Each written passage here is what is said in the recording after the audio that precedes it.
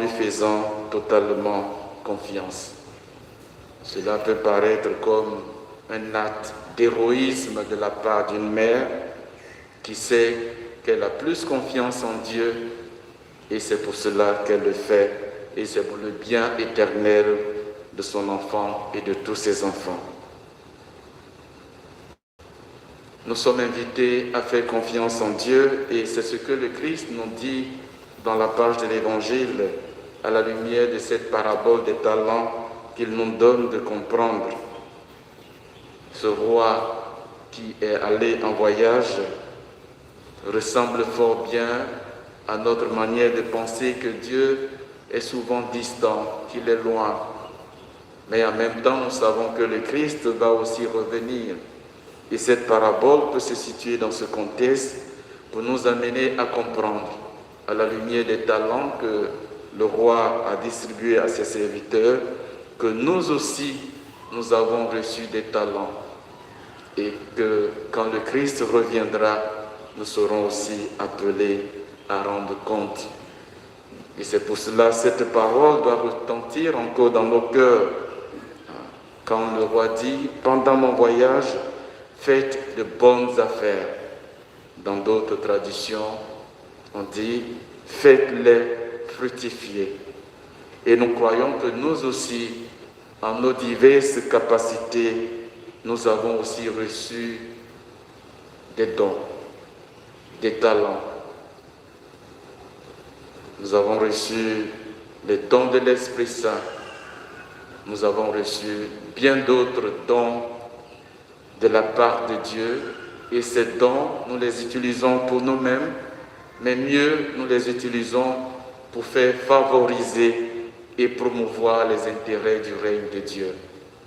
C'est ce que nous devons comprendre, que notre mission, par tous ces dons, les dons du temps, les dons des différents talents, savoir sourire, savoir parler, savoir travailler, être compétent dans tel ou tel autre domaine, tout cela sont des dons que nous avons reçus de Dieu et des dons pour lesquels nous aurons à rendre compte.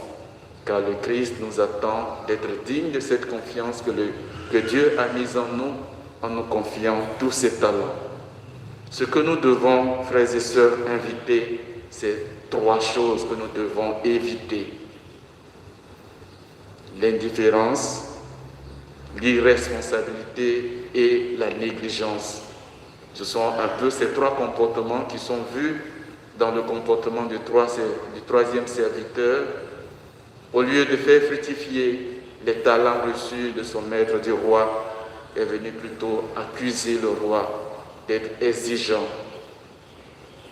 Et donc nous aussi, à la fin, quand le Christ reviendra, ce qu'il attend de nous, c'est de lui rendre compte et d'être digne de confiance. Alors reconnaissons que notre mission sur terre, c'est d'avoir reçu généreusement les dons et talents de Dieu, et ces dons, nous devons les faire fructifier avec toute l'intelligence, avec toute la sagesse que nous avons reçue, pour que ces dons portent des intérêts pour le règne de Dieu à venir. C'est ce que Sainte Élisabeth de Hongrie, qui s'est mariée très jeune, à 14 ans, et déjà à 20 ans qui est devenue veuve, a consacré aussi tous ses biens à l'édification d'un hôpital où elle a eu le temps de s'occuper des pauvres et des malades. En sa mémoire, elle nous laisse donc un exemple et nous demandons qu'elle prie pour nous. Et avec elle, nous prions le Seigneur de nous donner aussi la grâce de bien utiliser le temps, les talents et les opportunités qu'il met sur notre chemin. Non pas pour notre propre bien égoïste, mais plutôt pour faire toujours favoriser et promouvoir les intérêts du règne de Dieu, ici et maintenant. Amen. Amen.